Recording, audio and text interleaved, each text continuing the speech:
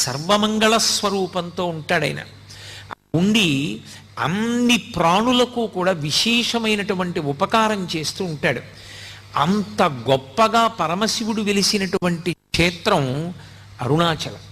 మనం ఎక్కడికైనా శైవ క్షేత్రానికి వెడితే ఆ శివాలయంలో ఉండేటటువంటి శివలింగం ఏది ఉంటుందో దాన్ని మాత్రమే ప్రధానమైన శివస్వరూపంగా భావన చేస్తాం.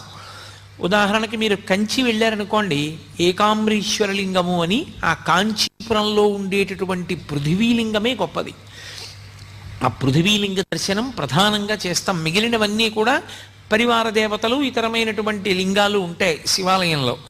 కానీ ప్రధానమైన లింగం కాంచీపురంలో పృథివీలింగం. ఆ శివలింగాన్ని దర్శనం చేస్తాం.